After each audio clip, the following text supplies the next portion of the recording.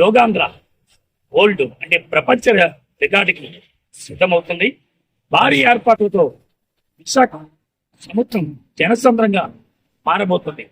గౌరవ ప్రధానమంత్రి శ్రీ నరేంద్ర మోడీ గారితో పాటు మన ప్రీతమ ముఖ్యమంత్రి శ్రీ నారా చంద్రబాబు నాయుడు గారు, అలాగే మన డిప్యూటీ ఉప ముఖ్యమంత్రి శ్రీ వెనుదల పవన్ కళ్యాణ్తో సహా సుమారు 175 దేశాల ప్రతినిధులు రేపు 21న జరగబోయే యోగా కార్యక్రమంలో పాల్గొనబోతున్నారు. 21వ తేదీన జరగబోయే మరి యోగా ఏర్పాట్లు ఏవైతే ఉన్నాయో ప్రత్యేకంగా దేవినేని ఉమా ఏర్పాట్లను సందర్శించారు.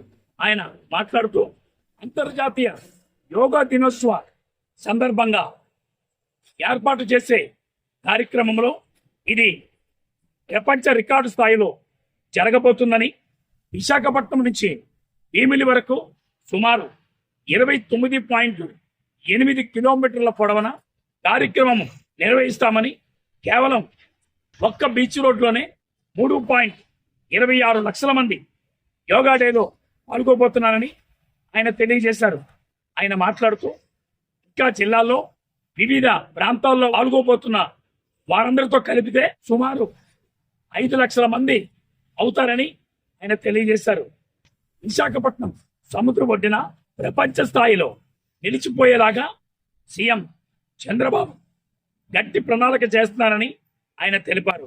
అయితే ఈ యోగా దినోత్సవాన్ని విజయవంతం చేయాలని ఆయన విశాఖ ప్రజలకి ప్రత్యేకంగా పిలుపునిచ్చారు. యోగా దినోత్సవానికి ఏర్పాట్లు చాలా పెద్ద ఎత్తున జరుగుతూ ఉన్నాయి. ఇప్పుడే మాజీ శాసనసభ్యులు గండి బాబ్జీ గారు చెప్పినట్టుగా జిల్లా యంత్రాంగం, అట్లాగే రాష్ట్రంలో ఉన్న ముఖ్య అధికారులు, స్వయంగా ముఖ్యమంత్రి చంద్రబాబు నాయుడు గారే 26 కిలోమీటర్ల స్ట్రెచ్ అంతా కూడా తిరిగి ఏ కంపార్ట్మెంట్లో ఏ విధంగా నెంబర్ ఇస్తూ ఉన్నారు, రేపొద్దున వీటి మీద మ్యాట్లు ఏ విధంగా ఏర్పాటు చేయబోతున్నారు, అట్లాగే టాయిలెట్స్ ఎక్కడ పెట్టబోతున్నారు, యోగా కార్యక్రమానికి వచ్చే వాళ్ళకి ఎటువంటి ఇబ్బంది లేకుండా చాలా పెద్ద ఎత్తున నవ్వుతో నా భవిష్యత్తు అనే విధంగా. ఎందుకంటే గతంలో సూరత్లో జరిగింది, మరి 150,000 మందికే చాలా పెద్ద ఎత్తున పేరు వచ్చింది.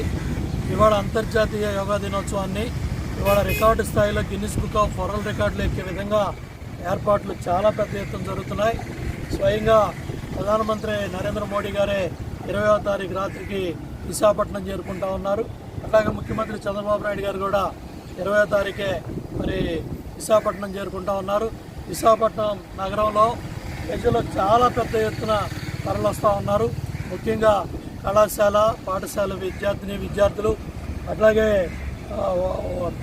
ఇండస్ట్రీస్లో కార్మికులు, అట్లాగే పార్టీ కార్యకర్తలు, నాయకులు, అట్లాగే ప్రజలు, అట్లాగే ప్రతి వాళ్ళు యోగాలో మరి ఎవరైతే పార్టిసిపేట్ చేస్తూ ఉంటారో, రోజు ఆ కార్యక్రమాల్లో భాగస్వాములు అవుతారో, యోగా మన జీవన విధానంలో ఒక భాగమైంది. ఆరోగ్యంగా ఉండటానికి, ఆనందంగా ఉండటానికి ఇవాళ చంద్రబాబు నాయుడు గారు ప్రధానమంత్రి గారు ఇచ్చిన అవకాశాన్ని సద్వినియోగం చేసుకొని, ఏదైతే మన రాష్ట్రం మీద చంద్రబాబు నాయుడు గారి మీద నమ్మకంతో ఆయన ఈ కార్యక్రమాన్ని ఇక్కడ ఏర్పాటు చేయమని కోరటం, దాన్ని ఆయన విశాఖపట్నాన్ని ఒక అంతర్జాతీయ స్థాయిలో యోగాలో కూడా యోగాంధ్రప్రదేశ్ 2025 మరి విశాఖపట్నం యొక్క ప్రాముఖ్యత ప్రపంచానికి చాటి చెప్పాలని ఈ యోగాంధ్రప్రదేశ్ కార్యక్రమాన్ని చంద్రబాబు నాయుడు గారి ప్రాంతానికి, ఈ నగరానికి ఇవ్వటం మనందరం కూడా గర్వకారణం. ఓ పక్కన సముద్ర హోరు, ఓ పక్కన ఈ లక్షలాది మంది ఈ యోగాలో చేసే కార్యక్రమం ప్రపంచం మొత్తం చూడబోతూ ఉంది. వాటి నగరంలో ఉన్న ప్రతి ఒక్కరు కూడా చాలా పెద్ద ఎత్తున లక్షలాది మంది తరలిరాపోతున్నారు. బ్రహ్మాండంగా చేప్రదం అవుతుంది. నవ్వుతో నా భవిష్యత్తు అనే విధంగా ఈ కార్యక్రమం జరగబోతుంది.